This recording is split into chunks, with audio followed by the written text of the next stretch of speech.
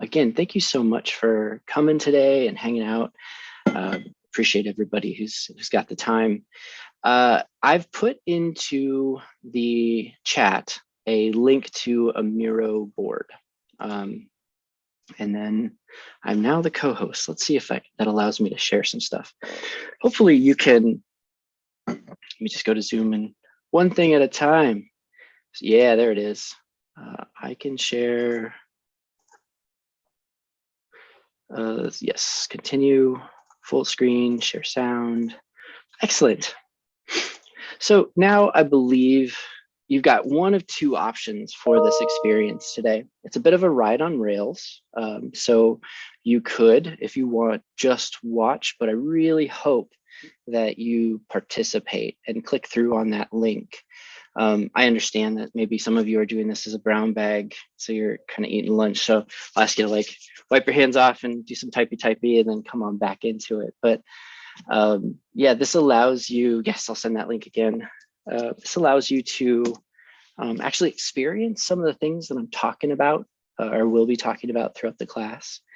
And you can get a firsthand experience of what this tool is. Some of you might be aware of Miro or Mural, one of the two kind of digital whiteboards that are really popular.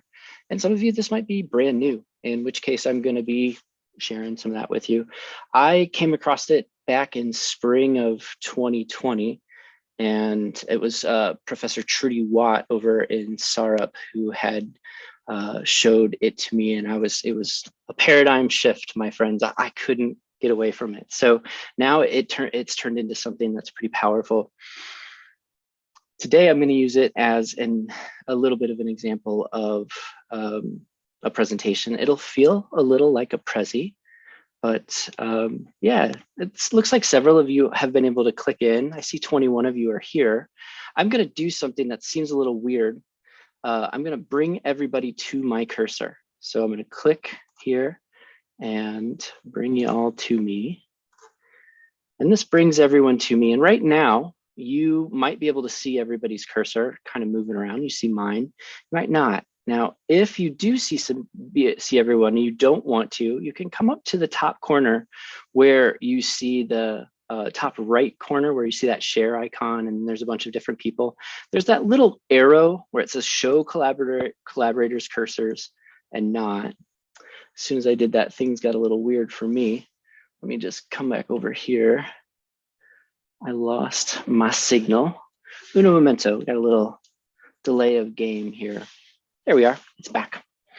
Okie dokie. Sorry, I've got like several different displays rigged together here. So if everyone's cursors are kind of, I don't know, annoying you or distracting you or whatever, you can turn them on and off here. I really like it. It makes me feel like I'm in the internet of the future. So you can kind of see where people are looking. This is a little bit about me. You can find me, follow me on all these places. I like to start every talk with my why. I am here on this big blue zoo to help people share their stories.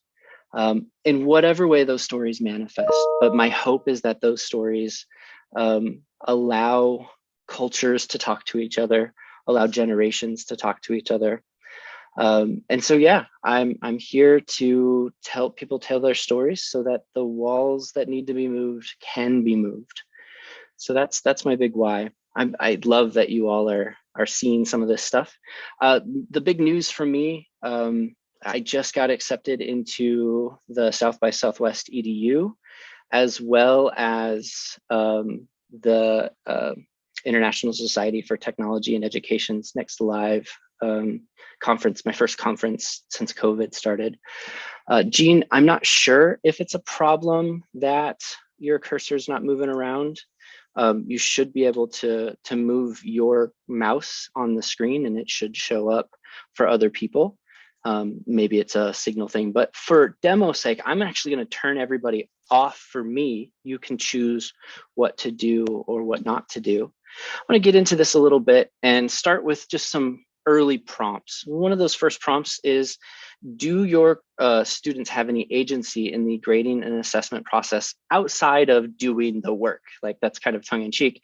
And in order to actually respond to this, you simply grab one of these double click on it, and then you can start typing. I'm going to actually grab a bunch of them since there's more than I thought was going to come to this. And I'm just going to duplicate this out a little bit so that we have enough for people to just grab any one of these. And so again, you just double click on it, on any one that you want to work on, and then you can write in the answer to your question, or to this question. Again, the question, as you're learning this Miro thing, is, do your students have any agency in the grading process? While you all are answering these questions, I'm going to give the next couple of questions some options here, some more stuff. Actually, I'll wait. I'll just let this grow. Not really, only self-reflection, self-evaluation. Yeah.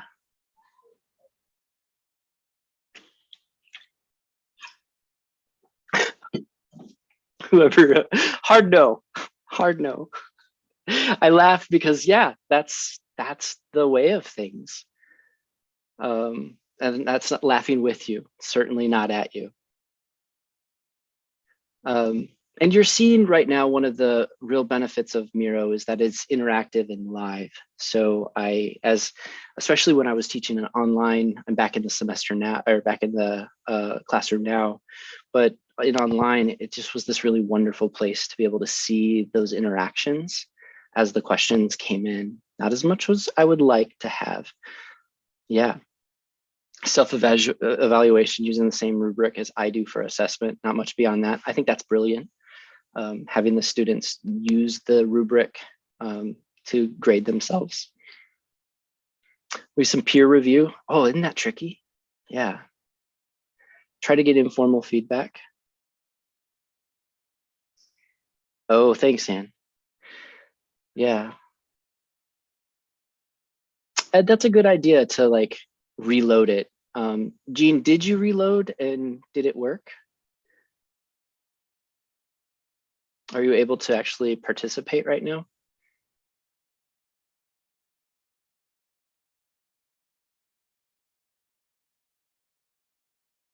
Yeah, great. Not really as well. So sometimes while y'all are typing here, sometimes I'll be on at like, I don't know, 11:45 at night, and I'll see a student's cursor populate, but it just says like visiting inventor or visiting scholar or something like that if the person didn't register, which is fine. You don't have to register. But I will literally put a Post-it note right next to their cursor and be like, good evening, who's here?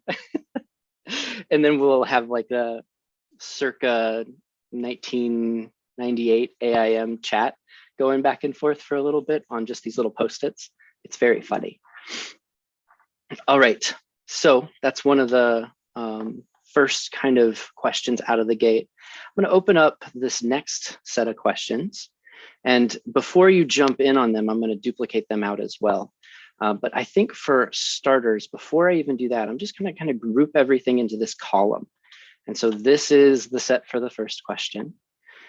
All right, so part of Miro is that you can hide information and reveal it when you want to. This is done by framing. And so I've just opened that frame up. Let me quickly delete the frame. And before you start jumping in on these two sets of questions, I'm gonna select everything by grabbing them all. And then I'm just pressing Alt or Option and dragging it down. And so that way I get even more options here. So I'm gonna pull that frame in again. So we just have the first question that we're dealing with. And there we go. So the next question is, where do your students give one another feedback? And answer these as you'd like. One of the things you can do, and I won't do this for now because I don't want to have us feel all sorts of pressure, but you can put timers on things so that students know the amount of time they have to engage with a certain aspect or a certain question. So right now, I'd like you to answer the second batch of questions here in this column.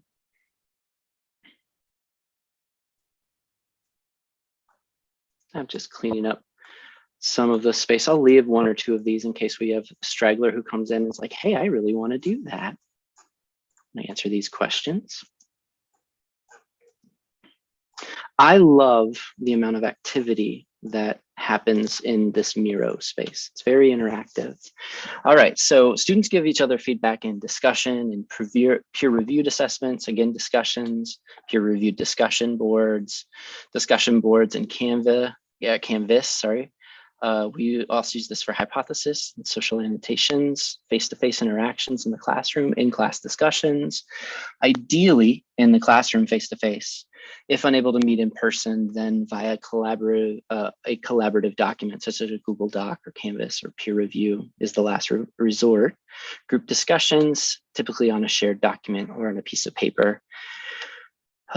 We do a case consultation where they present and look to their classmates for feedback. That's brilliant.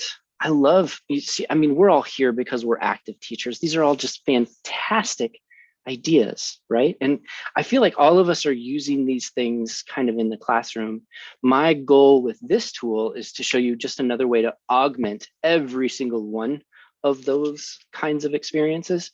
And I'm not saying that Miro is the answer to everything. And I'm not saying the way I'm doing stuff is the answer to everything. What I'm hoping to do is to show you that I've taken some significant risks in going into places that mean that I'm teaching in ways that I wasn't taught and wasn't taught how to teach. And that's risky, right? Like, I don't know what's going to happen. But my hope is that you see these risks and see how they work and where you think they might not work, and then have the permission, right? I'm really hoping that you take this as a level of permission to go try some things out in your classroom and know that you have me as a resource to hit me up and be like, hey, I got this thing. I want to try it out. What do you think? And I want to invite you. Email me. We can talk about it. But as we're getting into this next thing, I just kind of want to share that, like, yeah, this is an option for you. It's not the only option, but it's not a bad option either. I'm going to delete this frame so you all can see this. Next, where do you give your students feedback? SpeedGrader. Yeah. I have a little bit about me in the classrooms that I'm teaching.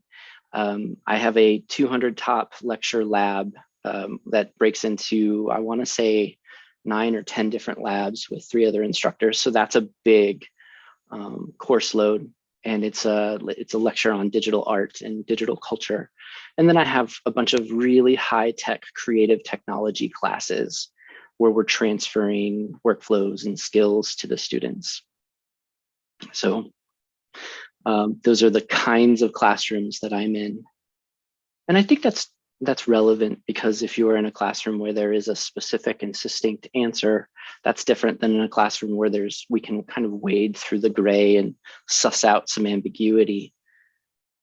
All right, you give your students feedback on discussion boards, SpeedGrader, discussion, Jamboards. Yes, love it. Rubrics, individual conferences, love those meetings. Via email, comments in Canvas, gradebook, in-person conferences. I miss those so badly during COVID times.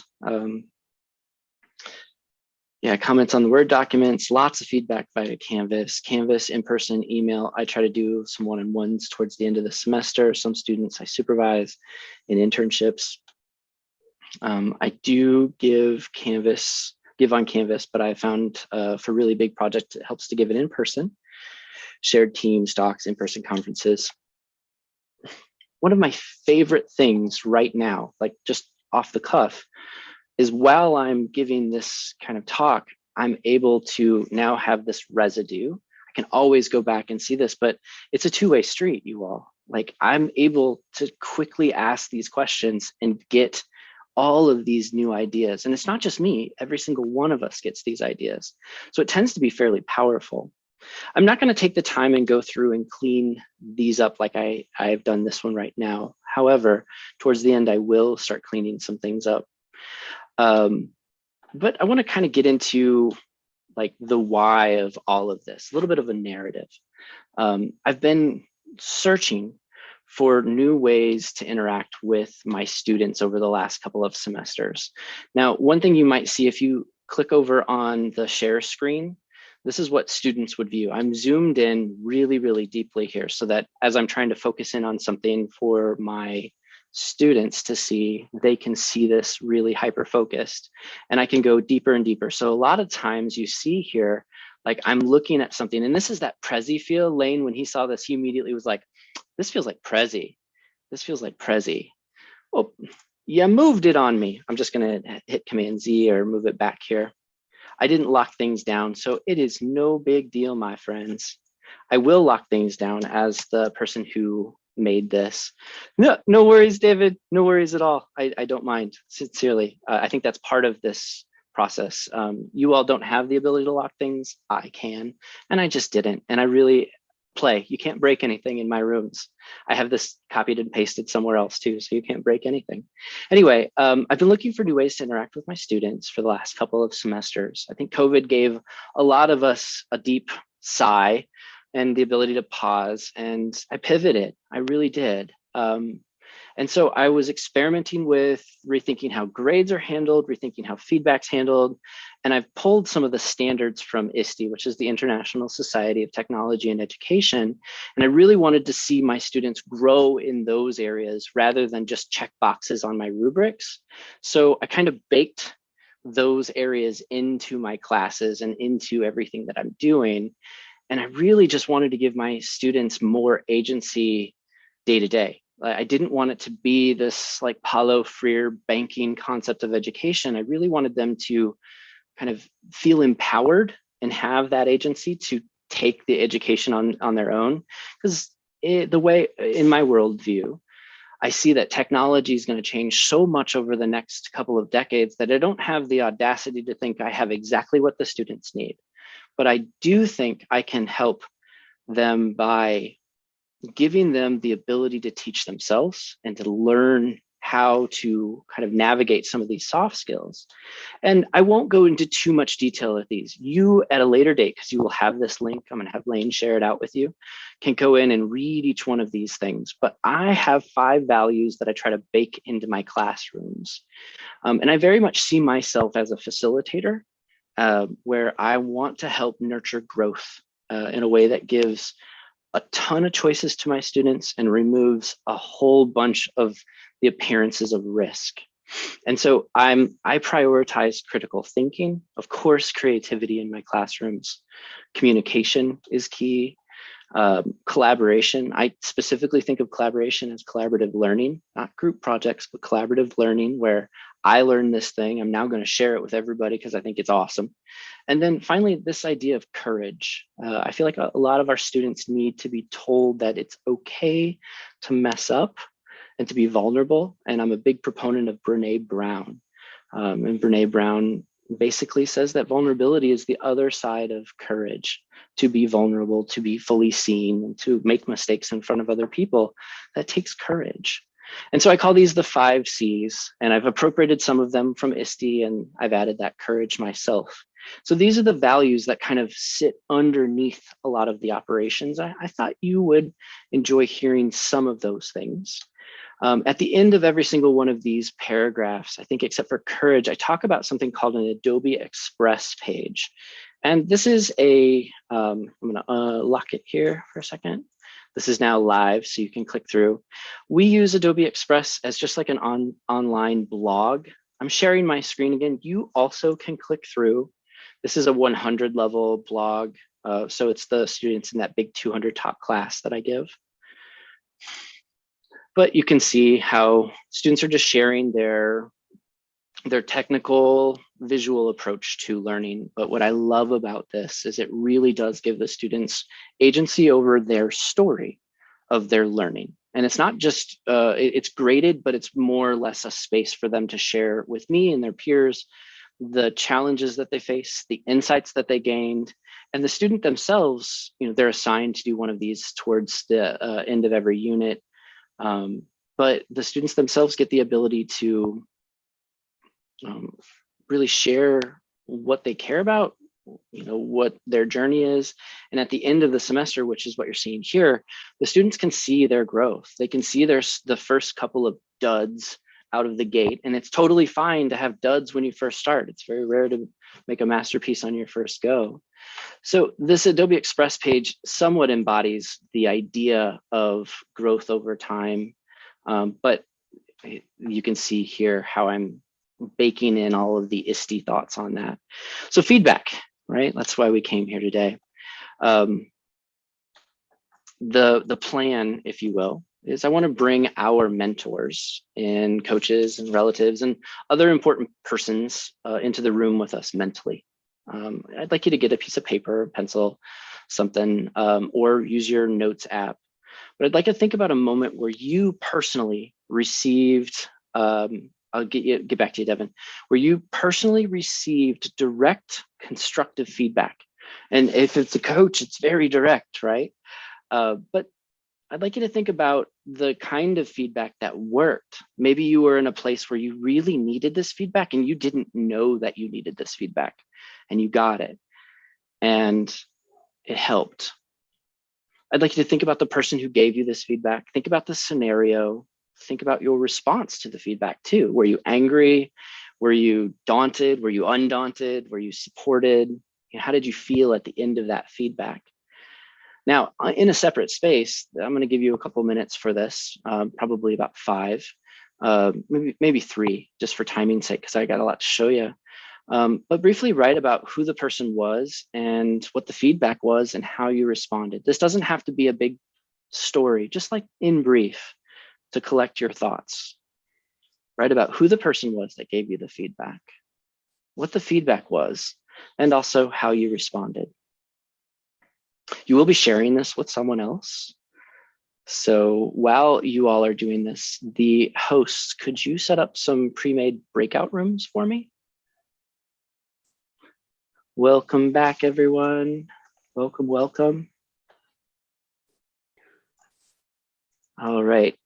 I hope that it felt good to bring that person back into your mind for just a second.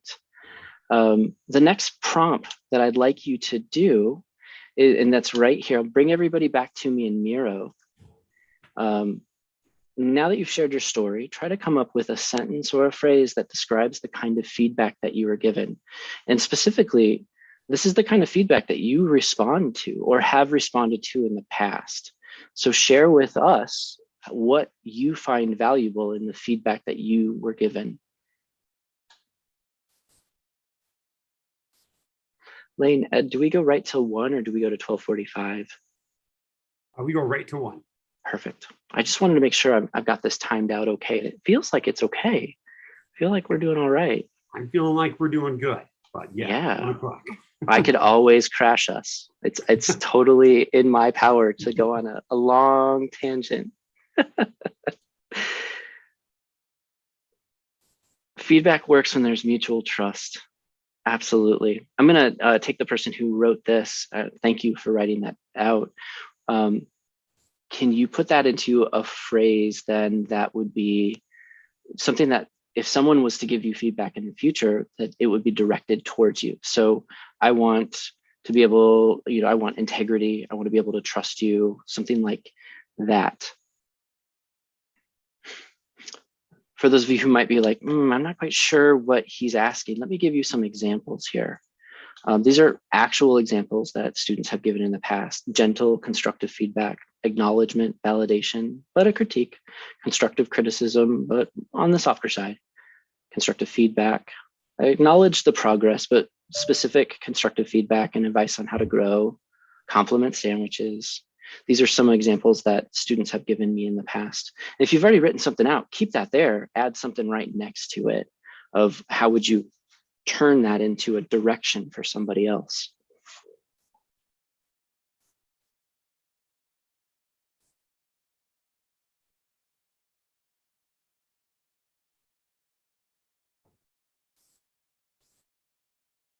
Sarah, I like this. Hard, challenging feedback delivered with a lot of grace and concern for my well-being. Oh, that's fantastic.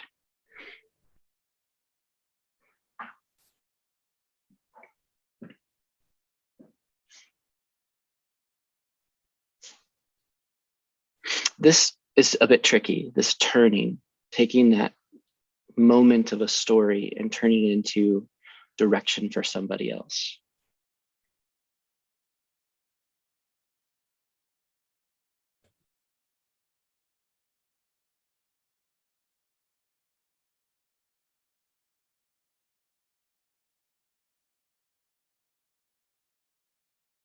find a place of trust and then give some feedback. Yeah. I feel like, just to respond to that, this is a big part of the cultures that we develop in our classroom, one where we prize vulnerability and integrity and reciprocal altruism and compassion and empathy. Those are just off the cuff. I'm sure you have your own values as well, but I find that those are really important values to bake into your classroom cultures in any way, shape, or form that you can. So yes, I think feedback has to start from a place of trust. Day one of the things that I say to my students almost 3 times in a row is that I will never lie to them. And it seems weird to say that. But then I ask them, hey, don't lie to me either. Don't feel like you need to lie. I don't need to hear that the dog ate your internet and that's why you can't have your paper turned in or any of that stuff. Tell me what happened. And we'll figure out a way forward. I don't want them to feel like they have to conceal or obfuscate anything. And so this is what I mean by building that culture of trust. Alrighty. Gosh, there's so many good things here. Let's talk into the, I already read Sarah's, but specific, honest, direct, easily applicable. Gosh, that's important. Something that helps move me forward on my journey in learning. Love it. Constructive criticism and some encouragement. So I'm going to zoom in here. If students give me constructive criticism, I follow their suggestions and change. Sometimes last week, students gave me feedback regarding Canvas due dates. So I changed them accordingly to my students' needs. Same, had that same exact request at the end of last semester. So I empathize with that one. Thank you for sharing. Very honest feedback and he gave me steps to follow next. And so something like this would be converted to honesty and a clear path forward is what I need when it comes to feedback. Advice on how to change the situation, not just criticism. Perfect. Be honest and to the point, but show that you've invested time into what I did. Oh my gosh, that's key. So feedback, I'm going to jump on this one. Whoever wrote this, these are all fantastic, right? But this one is key to feedback. So the idea of feedback is this loop, right? It's a call and response. I'm going to ask you something. When is the last time you submitted something or left a comment and you got nothing back in return? There was no affirmation. There was no confirmation. There was just a void. And that's something that is a problem, because if you don't get anything back when you've put time and energy and, I'll say it, love into something, it hurts. It straight up doesn't feel good. And so feedback is this moment of you acknowledging that energy, time, maybe love that students have put into something, so that they don't feel as though they're just putting things out in the void to check a box. And I feel like it's really difficult if you've got a 200 top class or whatever to be there for every single student. So how do you create mechanisms where the onus isn't simply on your shoulders? Yes, you should talk to every student in your class a little bit, but can you create mechanisms where students give each other feedback and they have this agency? So that's what I want to talk about for the last couple of minutes. This shouldn't be think, pair, share. This should be something else. So I'm just going to pop this out for right now. So these statements that we've made, right? These are statements that I literally take this exact thing that you went through, exactly verbatim. And I have my students do it, not as an icebreaker, but probably within the first 2 or 3 weeks of the class. I'll ask them these same questions. They'll go through the same prompts. The whole goal of this actually was to take you through this experience so that if you wanted to, you could employ it in your own classrooms in your way. It doesn't have to be through Miro. But these statements help you understand how to interact with the students. This is one of those weird things that I'd never seen before. Me personally, I might be ignorant. There might be other people who do this. But I had never thought, I need to give my students the ability to tell me how they want to be talked to. I just thought I would wade into every single situation with like trying to read the room or what have you. But the truth is, it's really great to give the students agency and to say, no, I really want, what do we say here? Hard, challenging feedback delivered with a lot of grace and concern for my well-being. That is a clear and concise communication, wink, about how they want to be talked to. Now, we give them agency by giving them a place to put that kind of statement into somewhere, right? And that's the next question, is where do you have them put this out there? A couple quick things there. These same statements also help students interact with one another. Remember, I'm trying to bake in communication as one of these big ISTE standards into my classrooms, and being able to give constructive feedback takes critical thinking. Being able to take constructive feedback takes critical thinking. So I'm checking 2 boxes off right there. And so again, it's that mechanism of the onus isn't just on me for feedback, but it's actually on everybody. But I go back to where do we put this stuff? I tend to qualify that.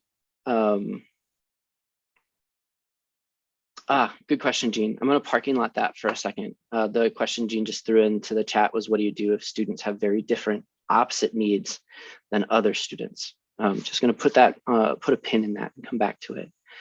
You need to qualify with your students that you're still going to be yourself. You're still going to present your feedback in the way that you find is necessary, but at least you now have boundaries. Like if somebody says, you treat me with kid gloves, that will change your language. It just does. Then somebody who's like, no, bring it. I need you to be on my butt about stuff. And then remind your students that you're not their person, but you're going to try to respect their wishes. I feel that this gives students agency in a way that I have never experienced in classrooms before. Jean, I'm going to come back to your question here. I'm going to copy and paste it and put it into the group here so we can all see it. Oops, that's not it. Copy, paste. How do computer work? There we are. What do you do if students have some very different opposite needs of your other students? Well, I'm not quite sure what you mean by needs. Maybe it's cognitive, or they have like an ARC form where we need to accommodate something. In that case, I still feel like this gives that student agency, what they want for feedback specifically. So a student says, let's give this a clear example. I don't want any critical feedback. I just want affirmations.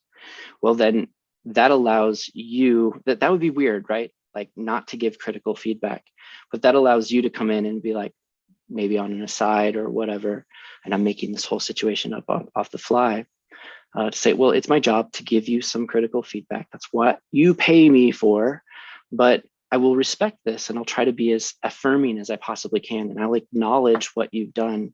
But if I see areas where there is opportunities, I'm going to address that. And I think that's okay. I think that's an appropriate step for our relationship. With other students, maybe that then does give them a real clear path of this person needs affirmation. And so give them affirmation. I think it helps. I don't know. I think it helps. Does that try to answer your question? Yeah. It's tricky. It's tricky. It's risky too, because this opens you up to all sorts of things that we don't know yet. But I think if we have a good enough foundation, we can navigate that ambiguity a bit. Oh, I do appreciate that question. That's a good one. I think that's what I would do. If a student said, I only want, this, or I only want that, that would be weird, but I would just position our role and then make sure that other students are kind of clear on it. Yeah. So I've got a couple of links in here. This Miro thing, like I said, I use Miro as a collaborative space. I also recognize time. We're going right up to that 1 o'clock hour, everybody. This is a space where students are sharing their efforts synchronously and asynchronously. I'm not sure if that's hyphenated, but I give them a link just like I give you a link. And I build these spaces for them to put this kind of feedback in. These spaces, I kind of think of them as like user interface or user experience for the classroom. I've been calling these, just as for lack of a better term, like a throwdown space. Like, all right, show me what you got. We're a very visual area, but this could also be for text. I've got a lot of students who throw down text into these spaces as well. My goal with this is to create some sort of behavioral residue. Now that might be a new term for some of you, but behavioral residue roughly refers to this wake of information of past, present, and possible future behaviors that the data that was left now creates this kind of pattern of behavior for the future. And it would be like walking into a workshop that is incredibly messy. There's just stuff everywhere, but there's a lot of things that are getting built, versus walking into a workshop that is absolutely crystal clear and precise, but nothing's been built. These are two not necessarily real scenarios.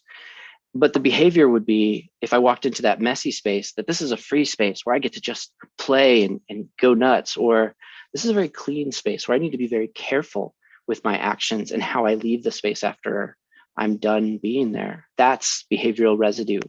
I am personally, especially in a digital environment, a fan of the mess. That's where growth happens, in my opinion. But the other reason I tend to use this platform is that it gives this growth mindset. It literally shows students' growth over time. And it feels a lot like gardening. It really does. If you've been to any of my other talks before, you know that I've talked about this quite a bit.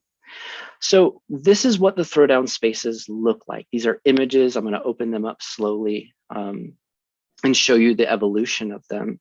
But this didn't just come out of the ether. I've been building this over time, and I've learned different things. And so the first thing that I want to show you is the kind of last full semester of it. And this is a group of 3 students who worked together. I'm going to zoom in on this. This is the throwdown space where they're putting their most current hot off the presses images. This is for a digital painting class. Now, in here, you'll see all of the projects in these little cubbies throughout the semester. And you're also seeing, if you zoom way in, it's pixelated because I didn't want to bog down the load times. You can see the feedback that these students are giving one another in just little sticky notes. So again, I'm here, I'm giving lots of feedback, but the students are also asynchronously being able to just jump in and throw sticky notes on top of each other's work. And the uploading of these images is very easy. It's a bit trivial, where you can just grab something and move it around, as we just saw demonstrated here. Again, no worries, doesn't hurt. I've put a link to this person's Spark page. If you're interested, you can see what each of these people's journey was throughout the semester. I also have the students as another day, like come up with a name for their group. So that's not just a singular collective, but it's a collective that has this other identity. And then I have them draw a logo for it. That was kind of fun. I think it has something to do with group thinking, but I'm just intuiting my way on this one. It just seems fun to do as like an icebreaker one of those days. Again, growth mindset is being embodied here. We can see everything that the student has done throughout the entire semester. And then we also give the students the ability to tell their story and see what each other are doing. So Rosalie, how would you use Miro with written paper? I think that could be used in peer review. So when you add a PDF document, the paper can be extracted and it shows up linearly, and then students can pop comments on it. So I don't have the time to do that today, but it works very well with Word documents, PDFs, Excels. It's a very robust platform, but I appreciate you asking that question. I know that this is tended towards like the art and design side of the world, but that's my corner where I go play. So yeah. Chris, can I ask another follow-up question? Please, yeah. Is it easy to get into Miro and access it and like sign up for it? How much does it cost? Like yes, that is such a good question. The kind of nuts and bolts of this. As a teacher, you use your uwm.edu and you get a free license for the full Miro. And then you get 100 other licenses under the education platform. But what I found is you don't actually need to invite your students to be team members. that gives them other access and the ability to lock things down, but you can just give them a link like I did here, and then they will access it. So it's free, and it's free for hundreds and hundreds of students, but at least 100 students can be specific, explicit team members with you and edit and add to these boards as well. But for all of my students, they just get a link and then they can start uploading that link, throughout the semester. So they build all of this stuff. All I did was I built the structure. Like I just made little rectangles and grids and things like that for them to put their stuff into. And then I would direct them through the classes. So this was fall of 2021. I see that we have 6 minutes left, so I want to get through a couple of things. Lane, real fast though, did that answer your question? Do you feel? Yeah, just so people know that they can just sign up for this. Yep. It's free. And absolutely. You don't have to register, and it tries to be open for people. Yeah, and I also, you might notice that I'm keeping everybody to first name, last initial. For FERPA reasons, I feel like it's pretty important that we're pretty strict about naming conventions in any of these non-university approved things. I say non-university approved because, I didn't get this from the UW system, but at the same time, it's a very powerful tool. And so I feel like it's okay to make that risk as long as I'm trying to be careful with FERPA. I have a link right here to Miro. You can just click on this and it will take you personally on your own machine to this space. I want to share with you just the evolution of this. And this is going to be an overwhelming amount of information. And I know that, but I basically, my goal in this is to show you how the different permutations of this growth space, this space where students have agency to talk to each other, and what it's looking like today. So I'm going to skip over to this one. And this one is a very big image. And it's what the new iteration of it looks like. I've mocked this up. This is fake. It's something that I've built to show my students where they're going. And I literally explain it to them the same way, that this is going to feel overwhelming, but this is what approximately 15 weeks of work looks like. So now what I've done is I've made throwdown spaces that are specific to the unit. And each unit has, the rubric that's built right inside it, so that the students can, as they learn these things, can mark it off themselves. So they're given their own agency and the skills as they're getting them. I have other things that I don't really need to talk about here is too much, but just this idea that now students are going to be able to comment and see their own growth. I literally am thinking about this like a seed and everything growing out of that first initial seed. I know that's cheesy, but whatever, I don't really care. But you can see now that instead of those little cubbies that I had, that there's like growth and a rubric attached to it. And this is coming out of some feedback from other students, but really it's just this space. I've made the structure for them to grow into, and every student gets one of these little spaces, and it builds throughout the semester. So this is what I deployed on the first day of class, was this open space, and I had them tell me about themselves. Like what are their technical experiences, what things have they made in the past for you all. It could be writing pieces or whatever is in your world that makes the most sense, projects that they've been on. Any kind of, connect with me if they decide what their interests are. It's important for me to have the students kind of determine what their aesthetics, like preferences are, and have them identify that right on. But here is where I have the students. I've literally built this little space right here in this hello world seed for them to write in what kind of feedback that they want. So now when I come to this student's throwdown sequence or space, I can start right here and be like, oh, this person needs a compliment sandwich. So now as I go in and I give this person feedback with sticky notes or talk to them in person, I can take that into advisement on things.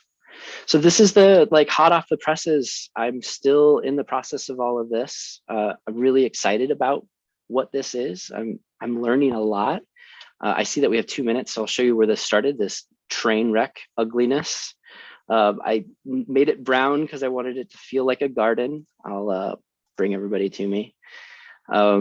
And instead of giving each student, I was prioritizing the projects rather than the growth. I was still kind of guilty of that line of thinking, but I really want to think about growth as I'm doing stuff. So this was the first messy iteration when I was just figuring things out. The next throwdown space, I started making those little cubbies and making it so it was a little bit more individualized, and you could still see where students were giving each other feedback. At this point, they weren't talking to each other and giving each other that kind of feedback that I talked about in the beginning of this session. Here, it was halfway through the semester when I realized I did that project. So I had them just put, and not even in a formal space, like, what kind of feedback do you need? And so you'll see it's kind of hidden and tucked away: a compliment sandwich, straightforward critique, ideas on how to improve. And then also a little ass kicking is helpful. That's hilarious. Our students, they're fun. But now I've prioritized it. I've put it in its own space. So that's what I wanted to share with you today. I know that it's under the guise of feedback, but really it's about using this tool to give our students agency, to be able to say, hey, this is the kind of feedback I want. And then to also shift the onus off of our shoulders so that we're not feeling sole responsible for all the feedback that occurs, encouragement, constructive, whatever, to give a space for students to talk to each other. Look, I am so thankful that you all took the time to learn with me today and to let me share with you the risks that I'm taking. It's a lot of fun. So yeah, I see it's 1 o'clock. So thank you so much.